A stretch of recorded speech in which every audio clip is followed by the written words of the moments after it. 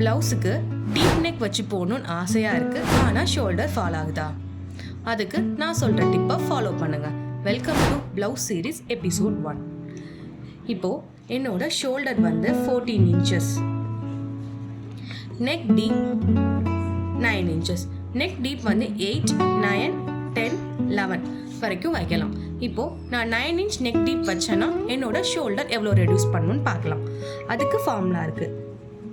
Neck deep -1 into 0.25. Neck deep இங்கே 9 வைக்கலாம், 10 வைக்கலாம், 11 வைக்கலாம். இப்போது நான் நெக் டீப் வந்து 9 inches வச்சுருக்கேன். அதோட -1. இந்த -1 எதுக்குன்னா நம்மளோட நெக் வந்து ஸ்டார்ட் ஆகுது வந்து 1 inchலேருந்து தான் ஸ்டார்ட் ஆகும். ஸோ அதனால இந்த 1 inch இன்டூ 0.25. இந்த 0.25 எதுக்குன்னு பார்த்தீங்கன்னா நம்ம 1 inch வைக்கிறப்ப நம்மளோட ஷோல்டரை எந்த ரிடக்ஷன் பண்ணாமல் அப்படியே வச்சுருவோம். இப்போ 2 inch பண்ணுறப்ப ஷோல்டர்லேருந்து என்ன பண்ணுவோம், 0.5 inches ஷோல்டரை கம்மி பண்ணுவோம். அதனால தான் இந்த 0.25. நம்ம ஒவ்வொரு இன்ச் இறக்க ஷோல்டரில் 0.25 கம்மி பண்ணிகிட்டே வரும். அதனால இந்த 0.25. என்னோட நெக் டீப் வந்து -1, 9 -1 8 inches இன்டூ 0.25 பண்ணனா எனக்கு 2 inches கிடைக்கும். என்னோட ஃபுல் ஷோல்டரோட வேல்யூ 14 inches.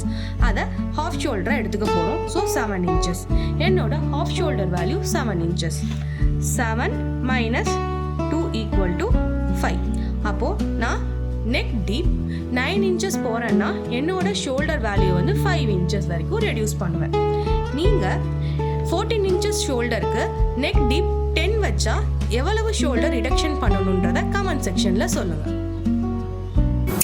இந்த டிப்ஸ் பிடிச்சிருந்தா எலகன்ஸை ஃபாலோ பண்ணிக்கோங்க.